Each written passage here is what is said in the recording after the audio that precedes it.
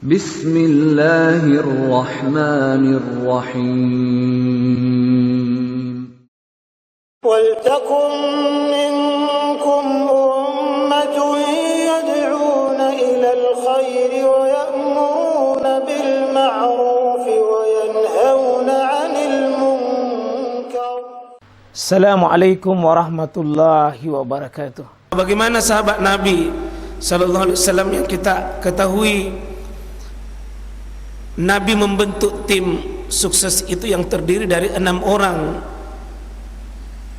yang bagi tugasnya beda-beda, tapi saya yakin pahalanya sama. Beda tugas, beda jabatan, tetapi pahala di sisi Allah insya Allah sama. Karena tujuannya satu, untuk sukses. Sukses Nabi berdakwah, sukses Nabi hijrah. Ada Abu Bakar As-Siddiq, ada putranya Abu Bakar As-Siddiq, yakni Abdullah bin Abu Bakar. Ada Ali bin Abu Talib, ada Asma binti Abu Bakar, ada Abdullah bin Fuhairah, kemudian ada juga Amir bin Fuhairah, dan ada Abdullah bin Uraiki.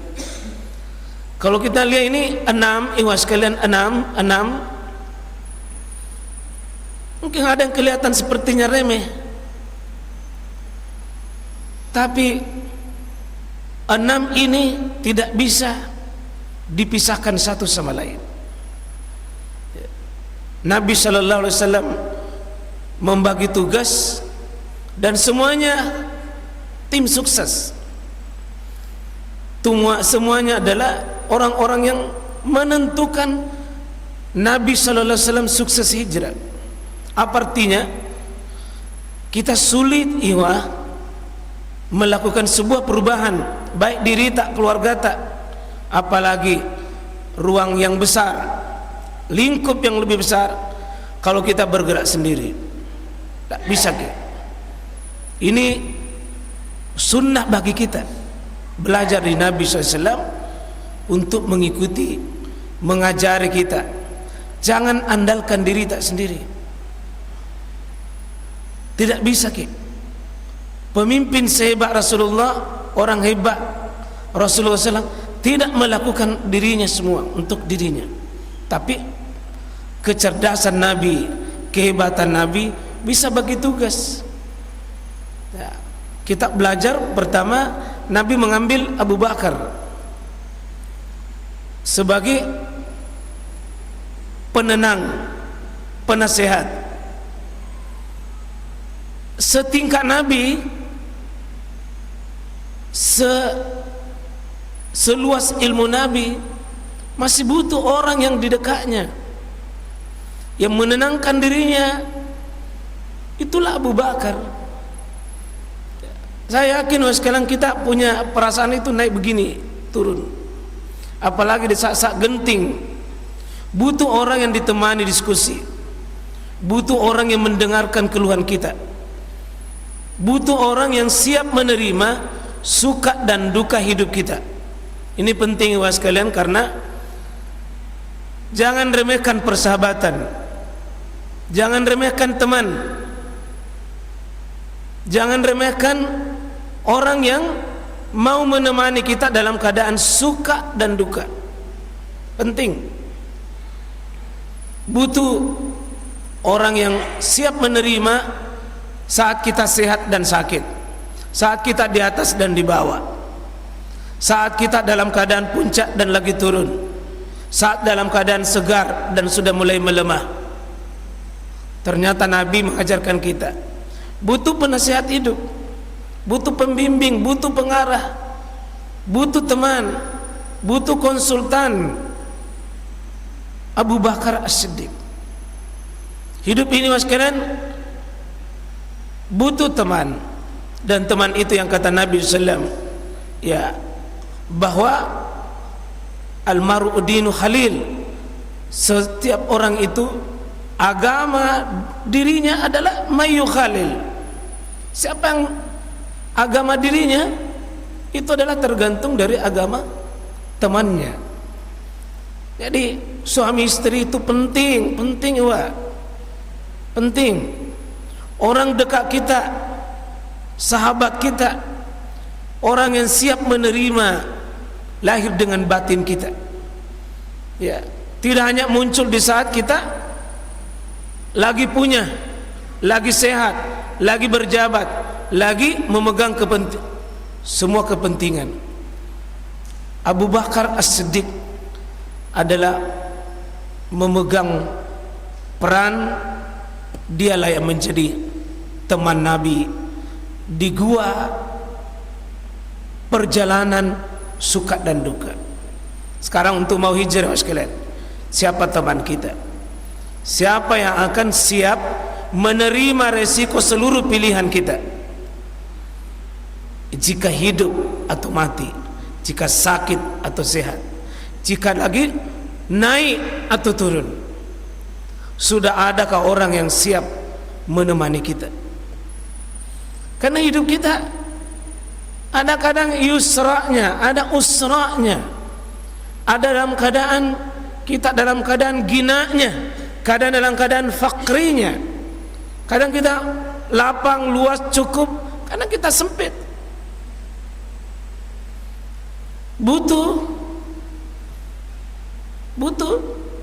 ya, siapa yang bisa menemani hidup kita? Karena hidup ini yang oleh Nabi mengatakan, ya, iktani hams qabla hams, jaga dirimu 5 sebelum 5 itu.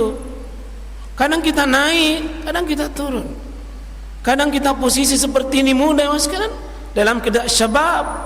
Bagaimana kalau kita sudah dalam keadaan haramik, sudah tua?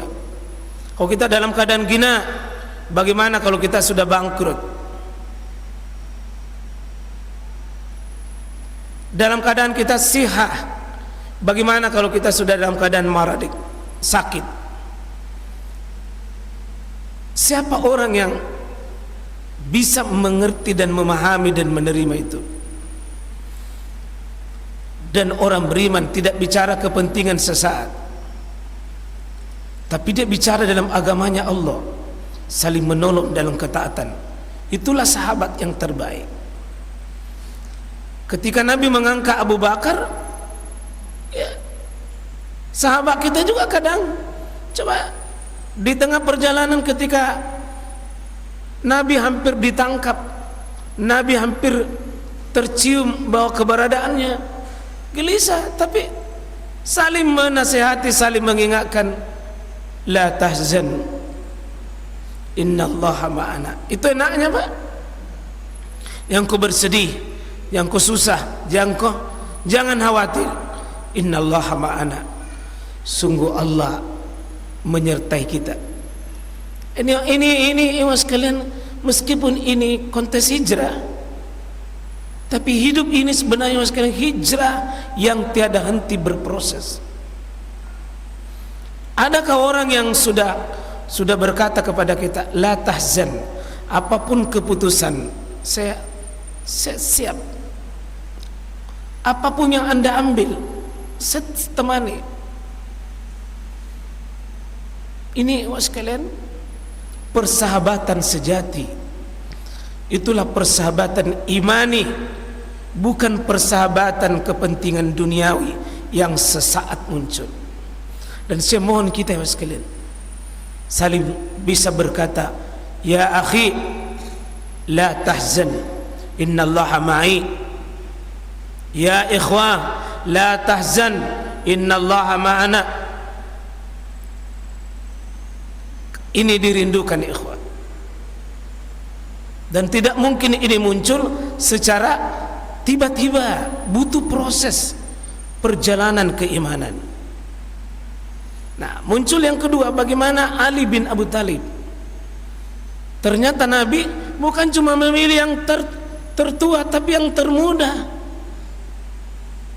yang paling muda sisi umur, tapi dia energik, dia punya sikap keberanian. Itulah Ali bin Abu Thalib. Ali Ada sekitar 50 orang haus darah, ingin bunuh saya, ingin potong-potong diri saya. Ali, siapkah kamu tidur di rumahku, di kamarku, di tempat tidurku? Kau pakai selimutku yang seolah-olah saya di dalamnya itu. Ali mengatakan, siap ya Rasul. Ali, masih ada satu tugasmu. Kalau kau diselamatkan oleh Allah, kembalikan barang-barang yang mau membunuh saya itu. Sesudah kau selamat, kasih kembali barang-barangnya itu. Yang mau bunuh saya itu banyak barangnya simpang di rumah. Nanti selesai kau sudah kembalikan barang-barang itu, baru kau menyusul hijrah. Apa artinya sekalian?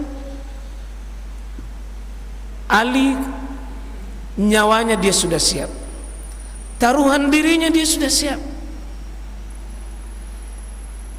Yang kita butuh juga orang yang begini, sekalian, yang mau berkorban bukan untuk dirinya saja semata, nak pikirkan.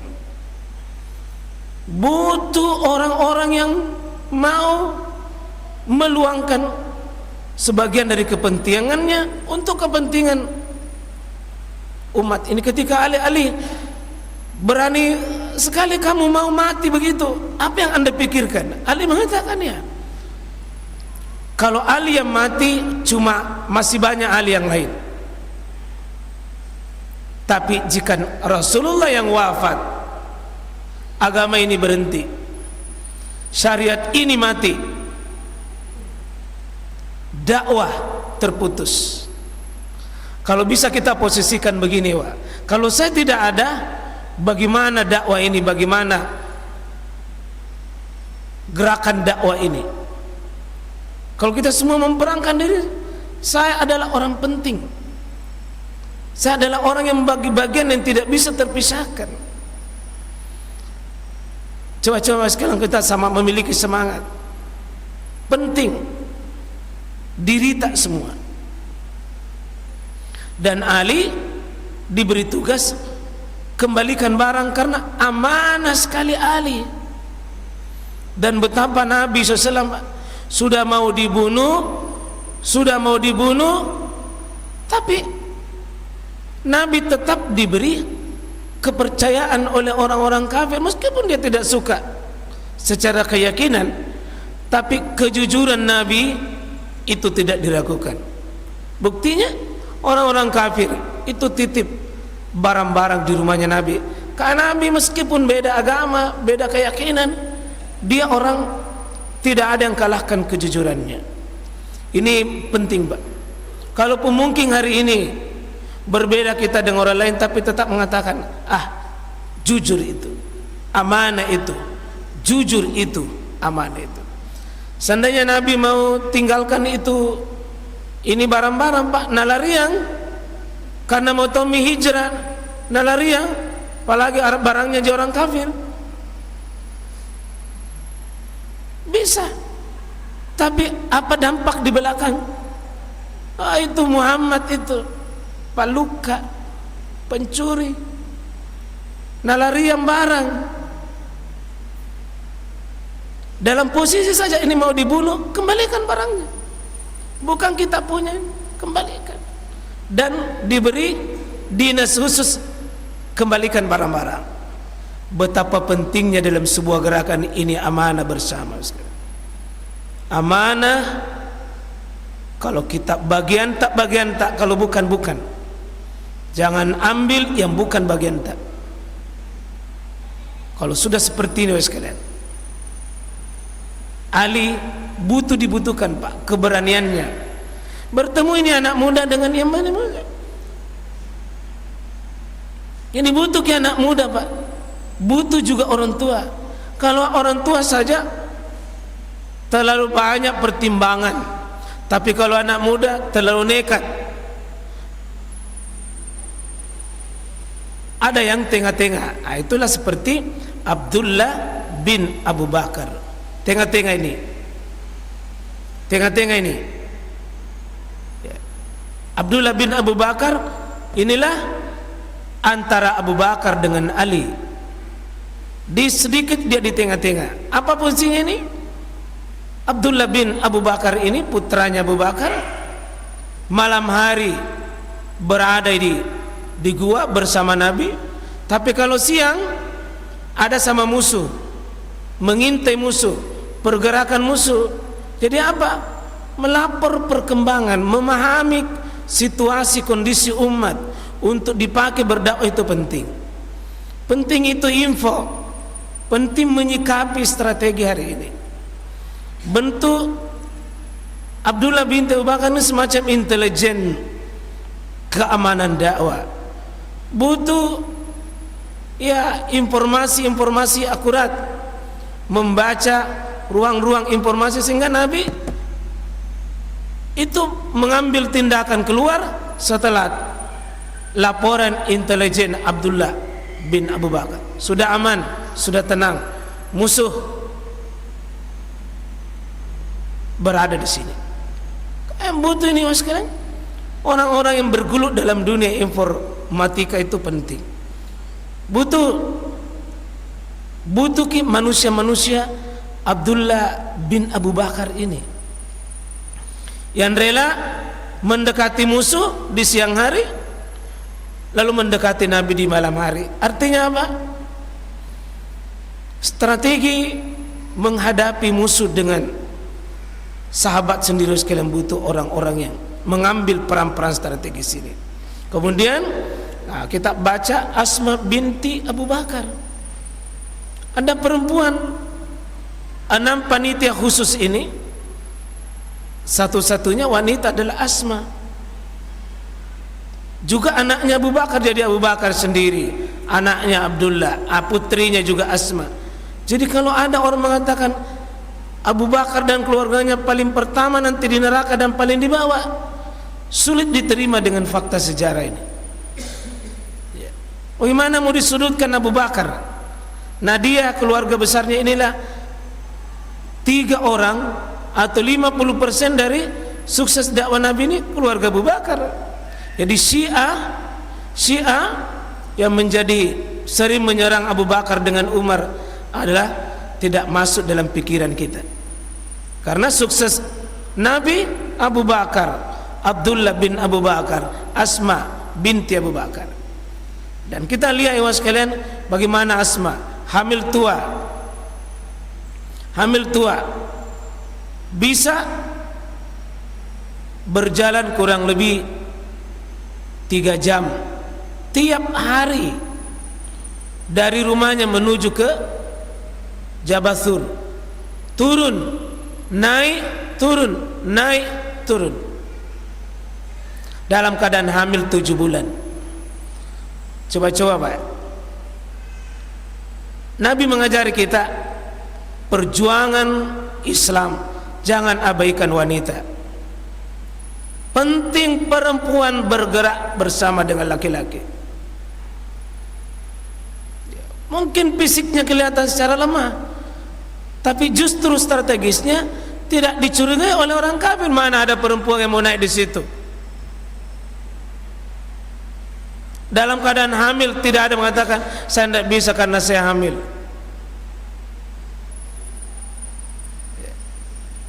Tidak punya alasan Asma binti Abu Bakar. Kalau begini ibu-ibu di belakang, ya dia mengambil perang, hadir di saat genting, hadir, tidak pikirkan dirinya, tidak pikirkan kepentingan bayinya, tapi dia pikirkan umat secara keseluruhan. Insyaallah sesekali ibu lepaskan rasa ngantuk kita, rasa capek kita. Sesekali isi dompet kita itu mesti dikeluarkan. Kalau sudah waktunya dakwah ini, sudah seperti inilah Asma binti Abu Bakar sekalian. Sekarang dalam dunia hijrah hari ini sekalian, mari bapak cari ke Asma binti Abu Bakar ini di rumah kita. Hadirkan kembali Asma, hadir berjuang bersama kita.